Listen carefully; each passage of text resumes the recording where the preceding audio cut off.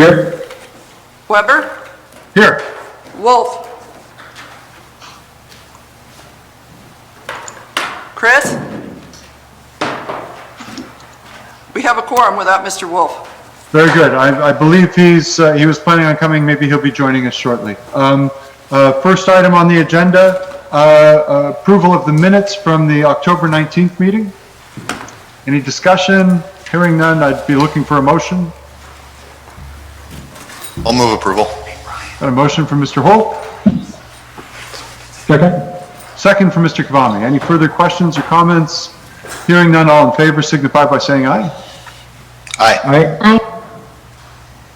And has Mr. Wolf joined us now? Maybe not. So it looks like we have a opposed, same sign. Motion passes. Item number 3 on the agenda, FlexPace loan request, Integrated Steel Solutions, ISSHC. Ms. Richards or Mr. Conlon? Mr. Baumbach is going to handle that. Thank you. Very good. Thank you, members of the committee. Happy to present Integrated Steel Solutions application. This is a startup company. Last year, just a little more than a year ago, the Jobs Development Authorities supported the startup of the company. They have, though, 30 years of experience combined. You may recognize some of the owners of the company: John Miscavige, Scott Fournier, Ryan, and Brett Carlson. And so they have been doing a lot of work over the past year, and consider this application a portion of that startup, as they've experienced a little more growth than they even anticipated. Ryan Carlson with the company is with us in the Zoom call, and so if he's there, I'll at this time hand it over to him just to give you a little insight of to how their first year of operation has gone. Very good. Mr. Carlson? Yeah, thank you, Brandon, and thank you for all who have joined the Zoom call.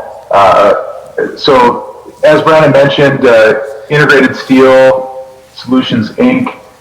Was here, in front of you about a year ago, and so basically what we do is we take cold formed steel coils, we fabricate into wall panels and trusses, and we're able to either flat pack, or we're able to fabricate and pre-assemble and ship to various job sites. So in the last year, as we've grown our business, we have shipped product to multiple states, 6 so far, and really pursuing hospitality, senior living, multifamily, office space, and beyond, and trying to grow our book of business into really general contractors, developers, drywall contractors, and framing contractors, and take that product and basically provide not only a substitute for wood frame components, but also a complement.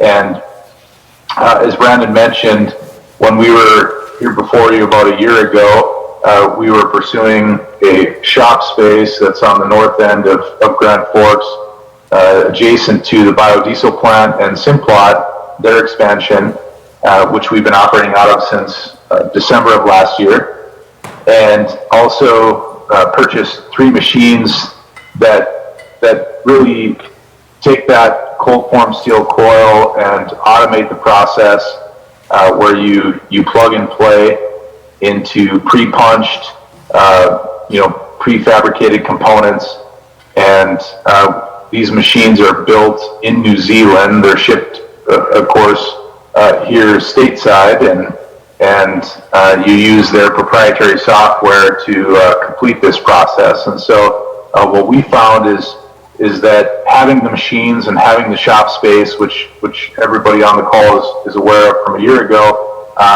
really isn't enough. I mean, there's more automation that is necessary. And so what we're pursuing is an interior fit up for additional office space, which allows our engineering staff, really, which is necessary for the internal component of the process, to really streamline from your drawings, your construction drawings, to where you're able to input those into the machines themselves through a detailer. In addition to streamlining the efficiency of the shop space, through a crane operation, a telehandler and a forklift, of course, but also a crane operation to allow you to more efficiently assemble the panels, flip the panels, stack the panels on trucks that then ship out to as I said, the 6 states that we've operated in thus far. So I think our application, really the gist of it is it takes us to the next level as a startup and allows us to be more efficient and to grow the business, hiring more personnel and to pursue more opportunities outside of, the greater Grand Forks, North Dakota area. Fantastic. Thank you, Mr. Carlson. Congratulations on your success over your first year. Committee members, questions or comments for Mr. Carlson or Mr. Bombach? Hearing none, I'd be looking for a motion of approval. To approve. Chairman Weber? Yes, please. Can you hear me? This Yes. is Chris Wolf here. Mr. Wolf. My apologies, the dial-in phone number information was not working. I could hear you, but I could not speak, so I'm now in a different way.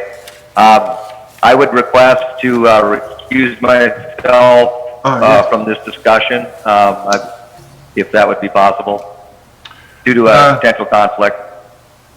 Committee members, do we have a motion to recuse Mr. Wolf or Mr. Gaustad? Do you have any advice for us on this? Is Mr. Gaustad in the meeting? I am, Chairman Weber. Two things is when there's a conflict,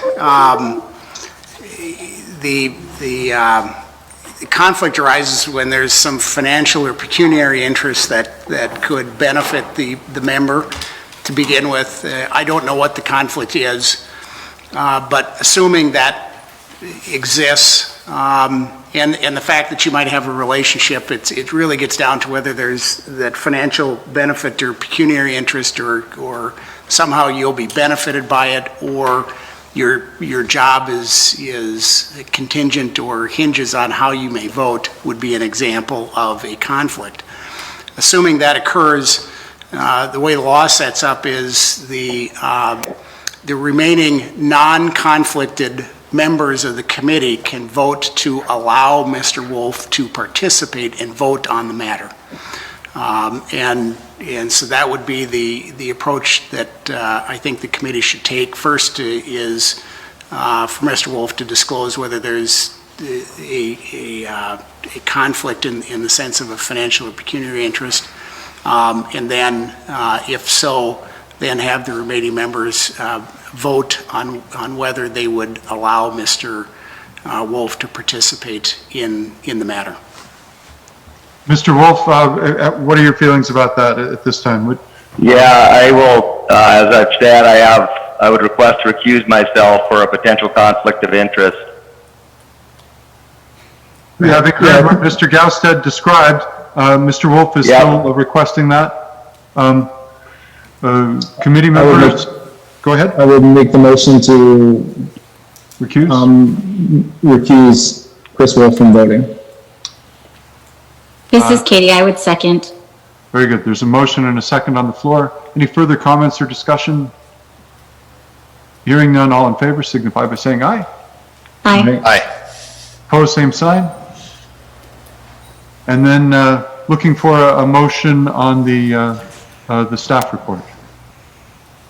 So I would also motion approval. Very good. We have a motion for approval from Mr. Kavami, I'll second. second from Mr. Holt. Further questions or comments on this motion? Hearing none, all in favor signify by saying aye. Aye. Opposed, same sign. Motion passes. Mr. Carlson, thank you for taking the time to meet with us today. We'll be having a JDA meeting on December 7th, where the final approval will be considered. Okay, thank you, Mr. Weber, and thank you all. Thank you again, and congratulations again on your first year good fortune there. All right, well, we do appreciate your support. Very good. Item number 4 on the agenda, PACE loan request, True North Equipment, Impact TNE. Mr. Bombach, I see that we have Mr. Onken with us. Hello, John. Nice to see you. And do you want to kick this off, Brandon? Yes, I'll be very brief, and we'll let John do the introduction to his opportunity. He is presenting the Impact T&E LLC application, which is the real estate holding company for True North Equipment. It's a very exciting project, and no better to tell it than John Onken. Well, good afternoon, Brett. Good afternoon to the Growth Committee, and thank you for listening. I'll briefly share my screen so you can get a little glimpse of those that have not seen what we're doing. But I'll share my screen here quick. Here we are. So I want to frame this up as, let me get it to the, I gotta figure out how to go backwards here. For some reason let me stop sharing and figure out where it went. And sometimes I find if I take it out of presentation mode, it's easier to work. It works a little more smoothly in Zoom. There we go. Okay, we're going to go for it. Okay. Hey, do you see that? Sure do. That looks good. Thanks, sir. Okay, so in the mid-time, about July of 2020, we had the opportunity, Dan Gorder and I are business partners, to look at an expansion which has been about 15 years in the making. And we wanted to find a facility that would fit our needs to improve our ability to navigate better with our customer base. And really, the key is to separate non-essential activities in a retail location away from those retail locations, so we're more centered around customer activities that focus on them and not internal processes. And so this facility was the vacant Wells concrete facility, one of 4 buildings that really had the ability to give us an industry advantage throughout the whole nation. We know of no implement dealer organization that has a facility like this to centralize all processes of new assembly, new shipments to one location, reconditioning of all used equipment, and being a corporate center for all big, large corporate parts and be able to deliver the customer faster. So just a shot of the size and scale of this facility. It's 66,000 square feet of shop space. We have center office, parts storage space for a parts department, and a second floor full of offices, meeting rooms, training rooms, and alike. And there's also a 3rd floor. Our ambition around this is really to be innovative in our industry and rationalize what we can do to improve our cost structure as a company and deliver a better customer experience to the end user. And when we made the agreement to purchase this, we shared this with our employee base as a benefit to them, a benefit to the Grand Forks community, being a centralized area around our regional stores, which encompasses 8 retail locations. We also have a resource center in Grand Forks, and then adding this into it. We were able to come to agreement with Wells on a purchase of this, and we've been making renovations throughout the late part of the summer with a goal of being active in this building in the first week of January. And our goal is to hire roughly 25 people on the roster today. We have roughly 6 or 7 that are now actively working in this facility to build processes. We're going to walk slowly, carefully, and then eventually advance into a full-scale operation. A couple other shots here. You can see how this building somewhat dwarfs a large tractor. We put 1,400 man-hours of cleaning into this. Just think about what it was in the cement business to what it is now. It's really a dust-free environment. We have bridge cranes in this facility, as you can see, that will allow us to lift 60,000-pound combines off a truck and probably unload the fastest of anybody in the industry and be able to set a combine off to the side, and the trucking carrier can move on really quickly through and back home. We're installing currently a large 70 by 100 foot wash bay, which will allow us to wash used equipment, new equipment quickly, be able to set it up in a very efficient manner. And if Brett Weber bought that combine, he could come inside and see that and learn about it all at the same time. And we could haul it to his farm from never taking it outside, except for the hauling piece. We can load and go. So I call this somewhat a renaissance zone in western city limits of Grand Forks, because between our company and Coast, we really are revitalizing this vacant facility. And it really fits our needs in our industry. It's going to create a safer environment for us. There's a tremendous amount of savings in terms of what we see at the end of the day for lower costs in terms of interest charges that we get, because in some cases we have new machinery that comes in and will sit for a period of time, and there's only 30 days to get it done and out the door. And sometimes weather, employee challenges don't accommodate that at a retail location. And here we can run them through and we can increase our opportunity for savings. We can improve our processes and we can improve our use turn as a company. And we see this as an opportunity with Grand Forks hiring 25 plus people to really look at this as a different employee base too from our normal retail stores, because we're drawing some that will be at the really beginning stages of their workforce, putting Bolt A with nuts, B, and learning and mentoring, and hopefully we have a career path for those people through this process. So we're excited to be adding the location to the western side of Grand Forks. This is an after shot of all of the walls being removed on the north and south side for larger doors. The signage is in place. The property is cleaned up. We have removed all of the remaining used concrete or rejected concrete from the entire property. And it's been a phenomenal thing for us. And we see this as a real opportunity to differentiate ourselves in our industry and Grand Forks alike. It's really about speed to market and growth, as I put that in that slide right there. So I'd open it up to any questions. This is just a south view of some larger doors we put on the south side. And these are the kind of machines we're navigating with. So you see that's a large machine with a lot of space to go. So we can grow machine size in our industry substantially before we wear out this facility. I just have to open for any questions. We're lucky to have you here, and this is an exciting opportunity. Great fortune for us to have you keeping your headquarters here. Questions or comments for Mr. Onken? Really appreciate your investment, continued investment in Grand Forks, and I think it's a great idea. So awesome way to reuse the building. It's just sitting there, and yeah, I motion approval. I have a motion for approval. Chairman Weber, this is Chris Wolf.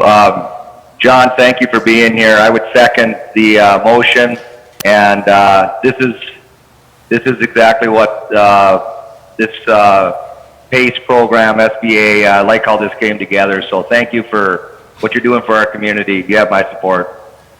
Thank you, Chris. Thank you, Kyle. Yeah, EDC, bring us more like this one. This is great. Yeah. We have a motion and a second. A motion from Mr. Kvamme, a second from Mr. Wolf. Any further questions or comments? Hearing none, all in favor signify by saying aye. Aye. Aye. Opposed, same sign. Motion approved.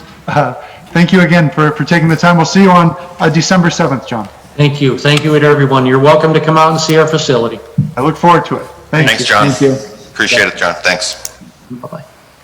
Item 5, Herald building leases. I believe, Mr. Brooks. 5A, Grand Forks School District, 5B, Hub Edge LLC. Take it away, sir. Thank you, Chairman Weber, and members of the committee. I want to briefly go through, we've got 2 items on tonight's agenda for the Herald building. The first one is a Grand Forks School District lease. Currently, that lease expires the end of January. It was a 2-year lease that we purchased with the building, and we'll take this, our suggestion is to take that through the end of June, which would be the end of the school year. And it's just looking to be an extension of the current lease. And so you'd like a vote on each of these separately then, Ryan? Yes, please. Very good. Questions or comments from Mr. Brooks regarding the Grand Forks School District lease extension in the Herald building? Hearing no questions or comments, be looking for a motion. I would move approval on the school district lease. Motion from Mr. Holt I would second. and a second from Ms. Doppler. We have a motion on the floor. Any further questions or comments? Hearing none, all in favor of approval signify by saying aye. Aye. Aye. Opposed, same sign. Motion passes. Mr. Brooks? Oh, go ahead. Sorry. No, go ahead. The second lease is with Hub Edge LLC. This is, we did approve, or the committee and up to the JDA did approve air autonomy originally in the space that's up on the second floor. And that was for 1,293 square feet. In working with them, we found out that there is a second LLC as part of their operations, and to do things a little bit cleaner, we asked for both to come through and get approval. So 80% of the building's actually going to be with Air Autonomy and 20% with Hub Edge, but those leases have been drafted to cover both of those splits. So with that, we're recommending approval. It isn't additional space that's being approved, just a division of the current space with Air Autonomy. So we had an existing lease, and we have a roommate moving in. We're getting a lease from both occupants there. That's correct. Very good. Questions or comments from Mr. Brooks? Hearing none, be looking for a motion. I'll move. Thank you. Motion from Mr. Holt. Looking for I'll second. possible second from Ms. Dockler. Thanks. With the motion on the floor, any further questions or comments? Hearing none, all in favor signify by saying aye. Aye. Aye. Aye. Opposed, same sign. Motion passes. Thank you, Mr. Brooks. And that takes us to item number 6, Corporate Center 2 leases. Item A, Kitsona proposal. Ms. Richards, or who will be? Yes. Very good. Thank you, Ms. Richards. Your staff report kind of walks you through the history of Kitsona's time in Corporate Center 2. As you can see, they assumed the lease in 2013, and that original lease expired last June. At that time, the lease that was reapproved kind of recognized some difficulties that Kitsona had had both with retail in general and with the anticipated construction on Demers. And so at that time, their request was to extend it for a rent of $2,000 a month, which reflected basically their ability to pay under those circumstances. And they were already approximately $55,000 in arrears at that time. When that approval did come through that year, it was to maintain their existing rent structure, but accept $2,000 a month in payment and then defer the balance. So that deferred balance was then added to the existing arrearage, and that balance was just carried. So that was extended for 1 year, and then this group and the JDA approved a 6-month extension, which expires at the end of this year, which is why we're here tonight. So attached to your staff report is a proposal from Tessa Heine, the current owner of Kitsona, I believe. Tessa, are you on this Zoom? Yes, I am. Can you hear me? We sure can, yep. So at this time, Wonderful. I would like to turn it over to her to present her proposal. Ms. Heine. Thank you, Meredith. I just wanted to apologize. First off, I wanted to join the Zoom call on video, but the link that I was sent said it was invalid, so I could only join on the phone. So my apologies for that. Thanks So I just wanted to, yeah, absolutely. So I just wanted to start off by thanking all of you for your support over really what's been the last 2 years and the last 7 years of us being in the space. I'm really confident that we would not have survived the construction season that kind of ultimately led into the pandemic without your support. So I just really want to thank all of you for supporting Kitsona and myself in that. You know, it was a year ago that the construction closed down the street in front of our store. And it was during the summer and fall, which is really our busy season. And that ultimately cut our sales in half. And once we started kind of recovering from that, we came into first quarter, which is, you know, historically slow sales. And then this year, the pandemic hit, and we ended up closing our doors for about 3 months this spring, for March, April, and May. After, you know, we decided it was safe to reopen, we started just taking appointments and opening kind of slowly. And really this summer, we had a great summer and a great fall. We had good sales, we had good traffic. we took a lot of precautions, and I think our customers really felt safe coming in and shopping. So I really have kind of went into this fourth quarter with an optimistic outlook of what's in store. And then I would say just these last probably 4 to 5 weeks, we've really seen sales drop off a cliff with the second wave of COVID. We're not seeing a ton of traffic in the store. We have a lot of curbside pickup of people shopping from our website. And it's kind of felt like March all over again. And so I would say, my confidence level has just dropped as far as what the next few months are going to look like. I really rely on this Christmas season to help carry us through, historically slow first quarters. So we just really need to nail this holiday season, which I, would consider being kicked off this weekend. And, 4 weeks ago, this proposal that I was going to give you looked a lot different. So I know it probably looks a bit aggressive for what I'm asking for, but it just really reflects what's happened in the last few weeks. And I want to come into this just with, being very transparent and honest about what it's going to take to keep our business afloat. And ultimately, this proposal is, continuing on what we're doing right now and then adding on a payment monthly towards that back rent. And that is a number that I am happy to revisit at any point, or if we escalate it, that I'm paying it back more quickly once we get through first quarter again. But I just wanted to make it clear that this is not my initial proposal. This is reflective of what we've seen in the past few weeks.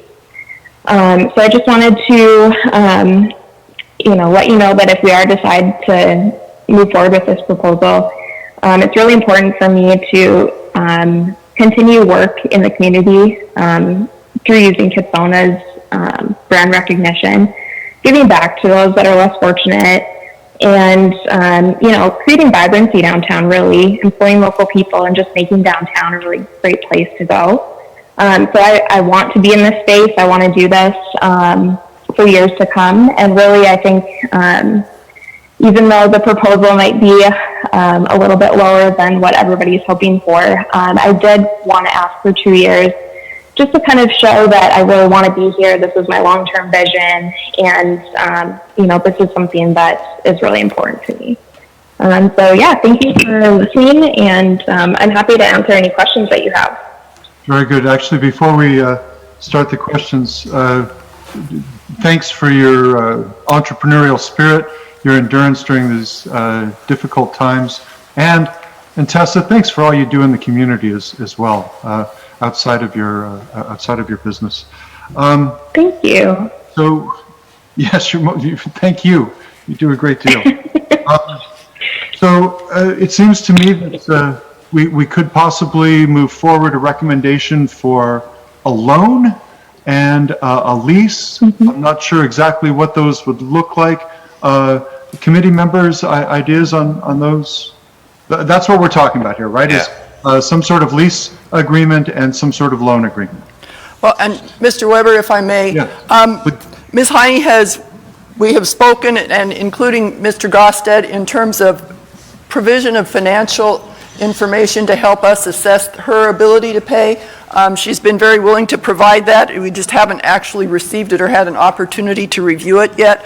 And so as Ms. Heine said, she's willing to be very flexible, but we have not really had time to look at what that flexibility might look like over time. She said this is what she needs right now, and it could certainly be adjusted, but we really haven't seen those documents. So my proposal for our discussion today was primarily to air some of these issues. And if you've got some solution, terrific, but I think it's probably likely that we need a little more time to come to a final decision just so those financial documents can be reviewed. And then some sort of interim extension to get us through to the point when, until we have a solid request to submit to the committee, continue to allow Kitsona to stay in their lease current terms basically on a month-to-month basis. Thanks for that clarification, Ms. Richards. When when can we anticipate, now, the records, these are private. These are not made available to the public. Correct. These will be provided directly to Mr. Gosted and not, yes, not subject to open records review, but we do need some time to review them. And when might we expect those, Ms. Heine? So I have requested for my CPA to send them over to Mr. Gosted. We had just spoken last week to ensure that I could send them to him directly, and I believe we've come to an agreement on that. So it could be as soon as tomorrow. Oh, okay. Right. Comments, questions, committee members? Mr. Chair, if I may, I would, echo what Chairman Weber said in terms of thanking you, Tessa, for your investment in the community. You've certainly set the bar for philanthropy and giving back to the community, set the bar for other small businesses in the community, and it's been noticeable, it's been impactful, and it's certainly been appreciated. Thank you so much. We also have talked frequently at this committee level about the importance of supporting our small businesses in this community, and we certainly want to see you be successful. This is a unique situation. There is a lot of history here, and we have, as owners of this building, the city being the owners, it's a unique situation when it comes to negotiations as well, because we get a few minutes with you like this to discuss this, which doesn't seem like it's enough to make a fair decision for all parties involved. We have, as you know, we're charged with representing the city, so we have 57,000 business partners in this discussion that we need to take into consideration. And so I think, to Meredith's point about extending on a month-to-month basis, what I would like to see come out of this, because I think it's something that we need to do more due diligence on, is to have a couple of Growth Fund Committee members work with city staff over the next couple of months to negotiate in good faith with Tessa and report back to the committee. I just don't think that 10 minutes in the committee structure is enough for us to make a fair decision. If we were to, say, extend the terms of the current lease through the end of January, that would give us enough time to do that, to have a little bit more discussion if necessary at the December meeting, and then hopefully at the January Growth Fund meeting we could finalize something. I don't know, as I think I've mentioned previously, I'm not a huge fan of kicking the can down the road further, but I think in this case it's more important to do our due diligence and to do what's fair for the Growth Fund, for the JDA, for the city of Grand Forks, and for Tessa. I think this just needs to have more dialogue than a few minutes once a month. Wise suggestions, Mr. Holt. As far as a committee, a committee of Growth Fund Committee members, sort of a task force to a negotiation group. You're thinking a couple members? I'd be more than happy to do it. I'd also be more than happy to volunteer Mr. Kavami without asking his permission to do that with me, if he wanted to. But I just think that, I think that in that way, if there were a couple of us that did that, then we could come back to the December meeting with an update on that, get more feedback from the committee members, and then hopefully have enough time to put things in place for a vote at the January meeting. So that would, I think what that would require is for us today to maybe move to extend their lease through the end of January, because it expires at the end of December. Is that correct, Meredith? Correct. And I want this to be a dialogue too. So Tessa, I don't know how that sounds to you. I did a lot of talking there. But how does that sound? Yeah, that sounds great to me. I agree. 10 minutes isn't enough to really, hear both sides of it. But ultimately, Grand Forks is my town too, my city, and what is good for me I also want to be good for the city of Grand Forks. And I think really what it comes down to is Kitsona succeeding. And that's going to be, good for everybody because I'll be able to, pay back, be more aggressive with payback, continue to operate, offer, good retail in Grand Forks, help out in the community, do work for, those that are less fortunate. So I think really I'm completely open to coming to some sort of agreement that really works for everybody.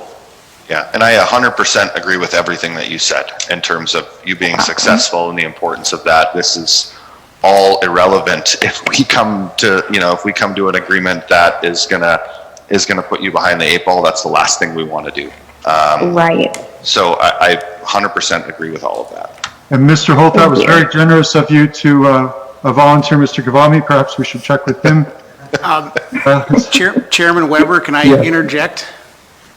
Yes, please, Mr. Gaustad, yes. Thank Mr. Gaustad. you. The only caution I would give with respect to this committee is that it would be subject to the open meeting laws.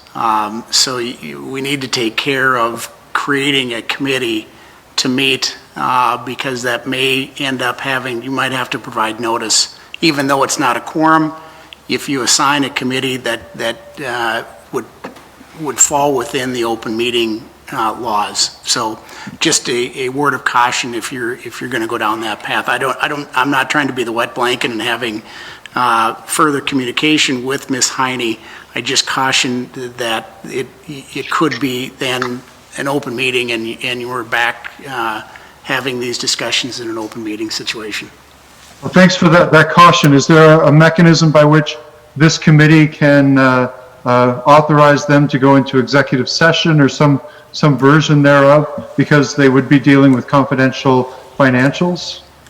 I think you can go into an executive session when you're discussing the financial records. However, if you're discussing negotiating points, there is certain provisions that we need to take care of. So, I mean, it can be done, I believe, but I just want to provide you notice that before you go down the path of creating a committee, that we're going to have to follow the open meeting laws. So I apologize. I need a little more clarification. So for Mr. Holt and assuming Mr. Gavami is willing to do this, the two of them and yourself and Ms. Heine, it's not possible for the four of you to sit down and discuss these matters and then bring recommendations either to the Growth Fund Committee or an executive session of the Growth Fund Committee? I'm not suggesting that. What I'm suggesting is that by creating this committee, it becomes a committee that would be subject to the open meeting laws. So I want to stay clear of using terms committee or task force. Can Mr. Holt and Mr. Gavami, as members of the Growth Fund Committee, meet with you and Ms. Heine to look over these confidential financial statements? You can couch it however you want, but I still think if somebody was going to review this, I think if you're going to appoint two people to negotiate or have these type of meetings, I think it's still going to be deemed to be a committee for purposes of open meeting laws. It's not an impossibility of a task to conduct these meetings. It's just something you need to be mindful of. And so I think the additional meetings and additional discussions are certainly warranted in this particular situation, given that we've got the proposal and we're waiting for some additional information from Ms. Heine. And I can tell the committee in my communications with her, she's been open and agreeable to provide the information that's been requested, so I don't see that to be a problem. It's just the mechanism of having these discussions. I'm certainly willing to sit down and meet with Ms. Heine, and if it's Meredith Richards to do the same, have a staff person, and then come forward to the Growth Fund Committee when we're in a position to make the recommendation to the full, and know that we'll have a full discussion and and drill down all the information I think would be relevant to a decision by the Growth Fund Committee and ultimately the JDA. So it sounds like you're recommending that this move forward without more direct involvement from committee members. It avoids the open meeting conundrum that I've described. I'll try one more time. What question would I need to ask so that it would be possible for one or two of the committee members to be involved in those kinds of discussions, or is that simply not a legal possibility the way you're currently seeing it? Well, I think Chairman Weber, I think by either selecting or appointing or naming two people to meet, the way North Dakota law sets up and the way the open meeting laws are interpreted, I believe that would be deemed to be a committee that would be subject to the open meeting laws. I'll try one more time. Would individual committee members be able to contact you and ask you questions about this kind of information outside of a Grand Forks Growth Fund Committee meeting? A committee member can certainly contact me with respect to the information that I've gathered, and I'd welcome them if they have any questions about how things are progressing. I don't have any issue with that. It's just a matter of when committee members are communicating with one another, either in a meeting or even through email communication, that becomes problematic. Even if it's short of a quorum? Excuse me? Even short of a quorum? Well, and the discussion is that there was at least two people that were going to be assigned to this task. All right. What would you, having heard the discussion and the spirit of the discussion, what would you recommend for a motion? And before you answer that, Mr. Kavami, thanks for jumping in. Yeah, just curious, is this something where if it is an official open meeting, do we just have to post it the day before and then we can have our meeting as planned? I think this question is probably from Mr. Gossett. I'm sorry, I didn't hear that very well, Mr. Kamavi, sorry. Oh, sorry about that. I'll check my headset there. So if we were just to go ahead and make a committee, the downside to that is that it's subject to open records, which I'm fine with. So if we just have to post it as a public meeting the day before, does that fulfill our legal rights, or legal responsibility? Yeah, Mr. Kamavi, if I'm hearing you correctly, and is that, again, I'm not sure I heard you correctly, but the meeting, you can have these meetings, you can appoint two or three people to assist in the negotiating process, and there may be an ability to then go into executive sessions for parts of that negotiating. Obviously, then Ms. Heine would be excused from that executive session because the point of the executive session would be to have discussions about negotiating and direction to negotiate a deal. So, I mean, again, you can have this committee, this subcommittee, I suppose, and conduct it in an open meeting and pursue executive session if you wanted to. What I'm trying to do is to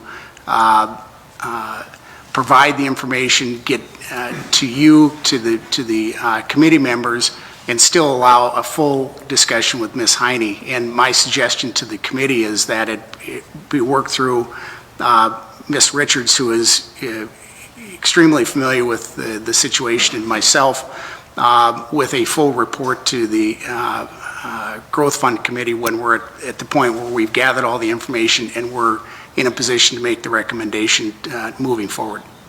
Very good. So you're going to gather information from Ms. Heine. If an individual Growth Fund Committee member wanted to reach out to you, that would be fine. Perhaps we just leave it at that for now. And in terms of the motion for renewing the lease through the end of January, Mr. Holt? I was just going to ask, Kyle, did your question get answered? I think what Kyle was asking is just what he's fine and so am I with it being open records. What are our obligations become? Is it just noticing the meeting to the public, and if people choose to show up, they can? That's providing notice to the public. You'd provide notice to the Grand Forks Herald. You just got to send it to them, and you posted your agenda item at the location of the meeting, and that's it. And then if there are items that you need to go into executive session, you have to note that too, and go into executive session. So, and I'd be able to assist in making sure that we comply with those open meeting laws. As you think about this, as long as we are the owners of commercial property, I think this is going to continue to be an issue.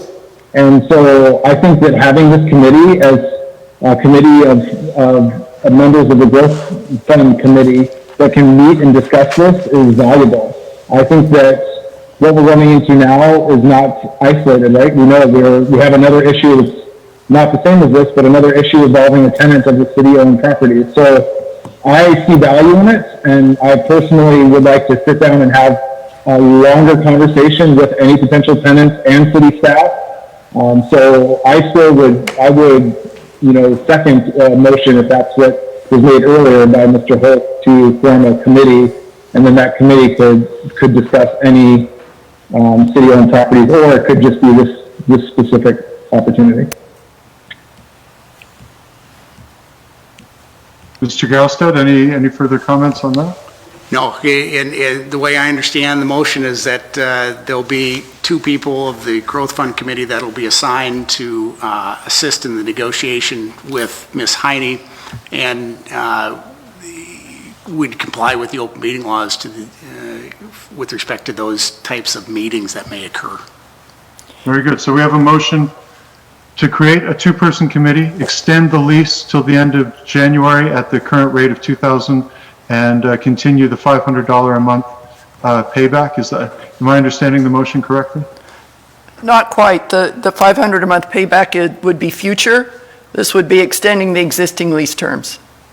Okay. Thanks for that clarification, and I apologize, I've kind of lost the thread. Did we have a motion and a second to that effect? I don't know if I ever moved or not, but I can't remember but if Kyle moved, then I'll second that now. Sure. Okay. We have a motion from Bobby and a second from Mr. Holt. Further comments or questions? Hearing none, all in favor signify by saying aye. Aye. Aye. Opposed, same sign. Motion passes. Thank you, Mr. Gaustad. And that takes us to... Tessa, thank you for your patience with us during that. Yeah. Thank you so much. No, I'm happy to be here. I appreciate it. Yes, and I will be in touch to set up this future public meeting. Sounds good. I'm excited. Thank you. Good. And item 6, there's nothing today on item 6B. Is that correct? That was just kind of a placeholder. I know that Mr. Gaustad was scheduled to meet with the principals of Ann Love on Friday. I defer to him if he has anything new to report. Yes, members of the Growth Committee, I did meet with the principals of Ann Love on Friday, received some information, but I have not had an opportunity to review it in sufficient detail to make a recommendation to the committee at this point. All right, thanks. So that'll take us to item number 7, C-Run loan requests. This has moved along. Mr. Hanson, you've been busy. Is it Colin who will be presenting on this? Yes, I want to thank Colin for his hard work and also the folks at the SBDC. They've been excellent partners in this, have provided a lot of value to our loan applicants as well as just working with staff on the process. So with that, I'm going to turn it over to Colin. Very good. Thank you, Ms. Richards. Mr. Hanson, welcome. Chair Weber, members of the committee, let's see if I can just make sure I'm ready for this here. So really quickly, just so you know what I'm going to talk to you about, first I'm going to review the purpose of the C-Run program. This has come before you before a few times, so As far as the loan terms and conditions, you have seen it before, but I'll review the purpose, the loan structures, the application process, kind of the summary of requests and the impact it'll have, as well as the recommendation. The purpose for these funds, we were invited by the EDA to apply for funds to establish a new revolving loan fund for $1.39 million of CARES Act funding, along with additional administrative funding. Some of the key elements of that include really alleviating the sudden and severe economic dislocation caused by the COVID-19 pandemic. These are disaster assistance loans. They're not grants. They're not forgivable loans. By their very nature, these are going to be riskier loans, and there will be a higher potential default rate. Of course, we hope that's not the case, and we have taken some effort to try to address as much risk as we could in our process. As far as the loan program structure, we did have an initial application period from September 15th to October 15th.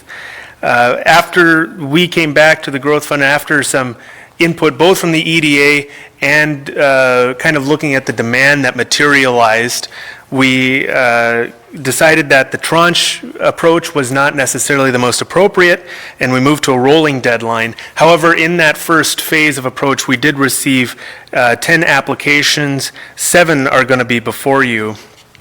And so with that kind of smaller demand than what we had expected, we moved to a rolling deadline.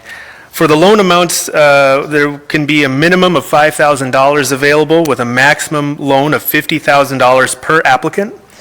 As far as interest rates, we're sitting at 1% flat interest rate for all applicants.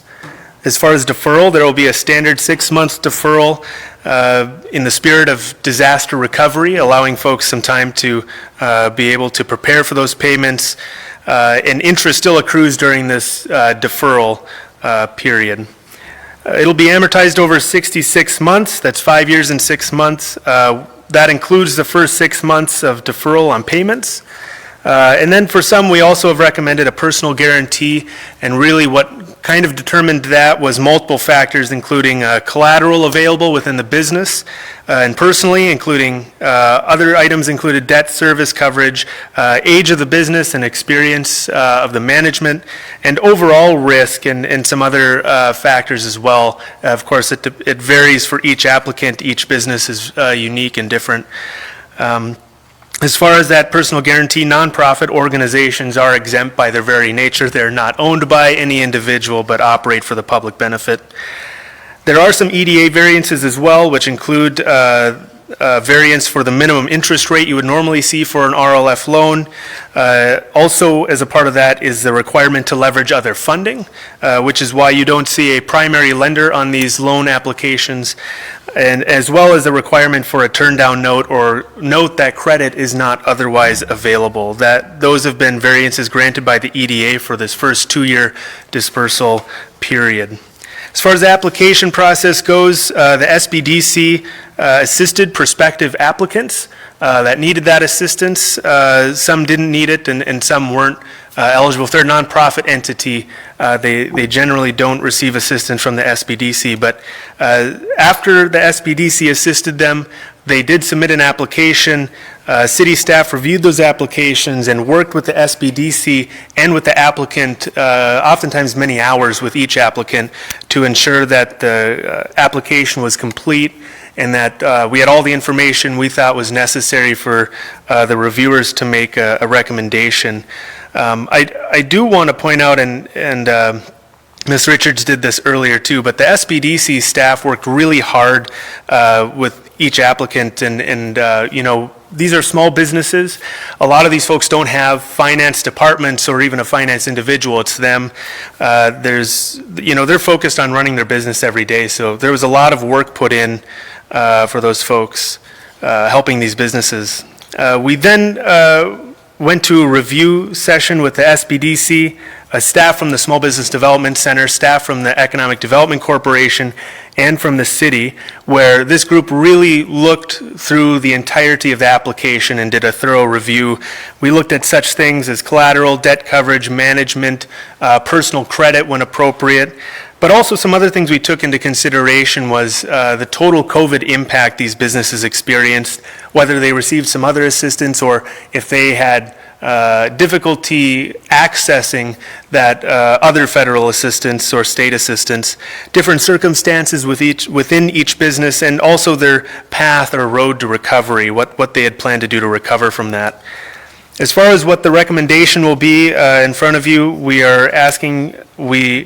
first decided whether or not to recommend approval for the loans, what the max amount for each one would be, not to exceed amount, if you will. Personal guarantee, whether that would be required. Again, that's based loosely on collateral, debt coverage, and some other factors.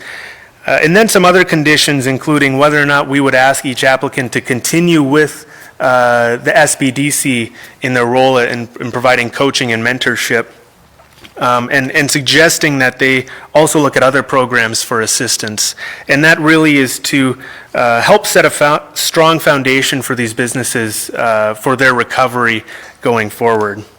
Again, the SBDC put in quite a few hours in helping applicants prepare their application, sharing additional disaster assistance, helping with those additional applications too for other assistance, helping us review the applications and really providing critical insight in the credit analysis piece of this process. But they've also committed to continue working with these applicants should they wish to go forward, and for those that we are asking to continue working with the SBDC, and they are doing this all free of charge to clients. And when I say hours spent with each applicant, it's truly several hours. As you all know well, business hours don't work a 9 to 5, and I know certainly Greg Syrup with SBDC and Nicole Evans as well, they put in hours outside of that 9 to 5, whether it's during a holiday, whether it's on the weekends or after 5 o'clock when small businesses have the time to work on these things, when small business owners get a chance to look at this. So, you know, they usually don't get the proper recognition for their work. I wanted to make sure to highlight that here. We've asked for approval for all of these loans in one batch, and we went with the summary approach because the SBDC, EDC, and city staff really did a thorough review of these applications. And because of the previous tranche system, we had a large amount of applications. And also things are tougher than they were in October when the deadline, when most of these applications came in. The Midwest at that time was not a global hotspot for COVID, and it was before additional COVID restrictions were enacted as well that'll affect businesses. So when we're kind of looking at the timeline for approval, we're hoping to get these approved by the end of the year because these folks really need it. And our last JDA meeting, as you all know, is December 7th. As far as the requests we have in front of you, and I think there is an application summary table up there. We did receive 10 applications. 3 applicants withdrew or put their application on hold. That's due to the availability of some other programs that have come forward, and also in changes in each applicant's situation as well. The applicants listed may also reduce the amount that they actually take out in a loan. That's also due to the availability of other funds. Since submitting, we have now received new information about the Bank of North Dakota's PACE CPR 2 loan and the Department of Commerce's Hospitality ERG, or ERG number 2. And that may affect how much some of these applicants do take out in a loan. As far as the application summary and the data in front of you. 7 total applications for approval. There's 31.5 FTE retained or created with this funding. And more specifically, there will be 30 FTE retained is the estimate, and 1.5 created from these loan funds. We're recommending approval for up to $305,000 in loans from the EDA RLF. And you can see the cost per job target on there as well. Our cost per job target, which is a way the EDA tracks success for their RLF funds, we are well below that target, which is good to see. And that number could go lower too, depending on how much in loans the applicants decide to take. As far as kind of looking at the COVID-related financial impact, here we're really looking at incurred versus anticipated impact. I want to see if I can pull that up here. So as far as incurred losses and expenses of $801,000, most of the applicants, in fact, almost all the applicants were very conservative in their approach and their outlook. Again, as far as news with vaccines and other potential remedies and timelines for the length of the pandemic, those weren't really clear in October when the deadline was, when these were submitted. So these are pretty conservative numbers, which is a smart move by them. They're really preparing for the worst if necessary. You can see the anticipated losses and expenses are higher than what has been incurred so far, and I think that kind of reflects that. Also additionally, which might be of important information or at least a point of curiosity, is really we're seeing the impact for these applicants in the revenue loss column. It's not necessarily additional expenses due to COVID or related to COVID as far as the COVID impact. Some might be, purchase of additional equipment to move online or PPE, that sort of thing, but really you can see the revenue losses both incurred and anticipated at 1.8 million. The total incurred and anticipated financial impact of COVID for these applicants specifically is $2.1 million, nearly 2.2, which is really significant. And the last thing I want to talk about in terms of the data is what sort of impact will this have? You can see here the total disaster assistance received and expected by the applicants. Most of that is PPP. That was by far the most popular program. EIDL is the second popular in terms of total businesses that took advantage of that. But when we come down here and we see the potential impact for the C-Run loan program, that's going to account for these applicants specifically, on average, about a fourth of the total disaster assistance that they'll receive, which is really a significant impact, and I think now more than ever it's really needed. So as far as a recommendation, we are asking approval for the 7 loans that you received in your staff report. I'll scroll up to them here again. We are asking for that with the maximum amounts shown and with the conditions shown as well, with a personal guarantee for some of them. And lastly, I'll just reiterate, these are disaster assistance loans. We're here to alleviate the sudden and severe economic dislocation, which is the phrasing used by the EDA.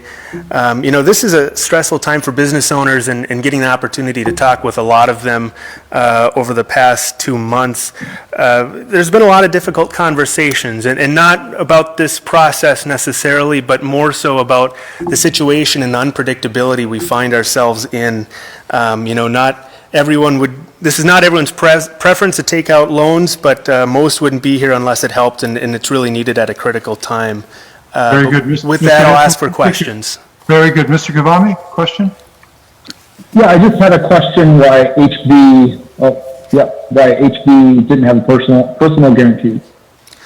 We made that determination based on the collateral available to HB Sound and Light, as well as looking at their debt service coverage as well. They're expecting to have their PPP, or their PPP has been forgiven. So based on that alone, we believed that the HB Sound and Light didn't need to provide a personal guarantee. We were happy with what the business could provide.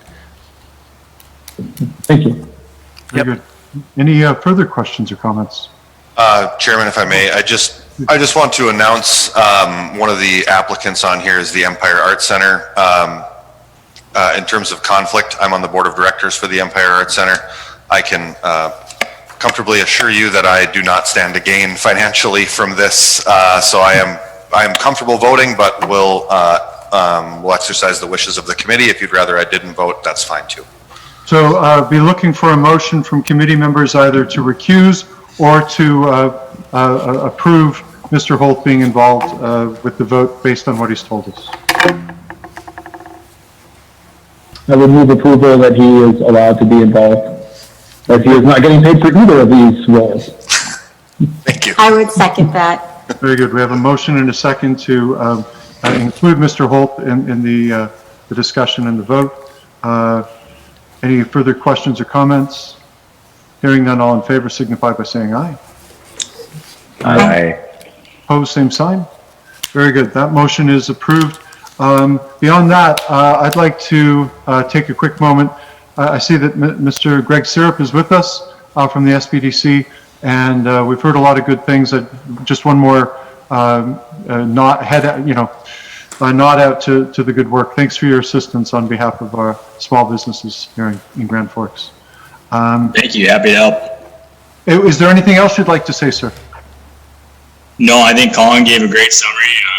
I think a lot of these companies are very appreciative that there's opportunities for them. So just credit to, those involved in bringing forth this opportunity. I know it's very appreciated, especially now more than ever. All right. Thank you again. Any further questions or comments about the C-Run loan requests? I'd just like to make a comment to give credit to Mr. Hansen for his hard work on this. I know from hearing from others that he was incredibly responsive and answered a lot of questions in a timely manner for those that were applying. So it was a big lift. So thank you to Colin. Thank you, Mr. Holt. Mr. Chairman Weber, this is Chris, Mr. Wolf. Again, a thank you to Colin, to Greg for your efforts. Maybe a question for Colin here as I'm listening with the recommendations of how things are structured in UCCs and personal guarantees. I know that part of it is, again, there's a process that has been undergone to assess the repayment ability, and depending on, obviously every situation is different. That's how the recommendations is moving forward to this committee based on that process. But part of the recommendation would be is these have satisfied the requirements and are believed to have sufficient repayment ability. Is that fair, Colin? So just to clarify what you're asking if all of these applicants have the ability to repay? Yes, is that as this is a loan program and we were looking at financial information, has there been a determination of, do we believe that the loan will be repaid at some point in time? Yes, and that is, I would say, the goal of kind of these additional assurances is we believe that they do have the ability to repay. And when we kind of looked at that debt service coverage, that coverage ratio can really change between each business. And sort of when we get closer to the riskier end of that, we start thinking about, is a personal guarantee required? And then we say, okay, well, maybe this is pretty slim. We can encourage them and ask them to continue working with the SBDC to help provide them a more firm platform or foundation for moving forward. But yes, I would say that all have reasonably shown between collateral, debt service coverage, personal guarantee, and an ability to repay. And we took also into account for those with the personal guarantee their previous history as well in paying off loans, and all have shown an ability to pay their loans on time. So. Thank you, Colin. Spoken just like a true banker. I appreciate it. No other questions. I need to interject quickly. I was remiss. I am a member of the African Arts Arena Board, so I need to make the committee members aware of that and look for permission to recuse or to participate. I'll make a motion that Mr. Weber can participate in the voting for this. Second. Yeah. I have a motion for... Sorry, Chris. Chris can second that one. Further questions or comments for me, or otherwise looking for a motion to approve? I'll second. I'll first or second. Okay. I think there was a motion from Mr. Holt, and we now have a second from Mr. Wolf. Very good. All in favor signify by saying aye. Aye. Aye. Opposed, same sign. Motion passes. Now we have the other motion. We do have a motion on the floor now to approve all seven. Is that correct? May I interject first? Please, Ms. Doppler. I also have to ask for permission to vote because I too am a member on the African Arts Arena board. So I would like to ask to be able to vote with permission from our committee. I will make the same motion I just made, but substitute Ms. Dockler's name instead of Mr. Weber's in the motion. Second. Possible second on that motion? Yeah, I will. This is Mr. Wolf, Chairman. Thank you, Mr. Wolf. Motion and a second. All in favor signify by saying aye. Aye. Aye. Opposed, same sign. Now, it's a matter of approving the 7 loans, unless there's anything further.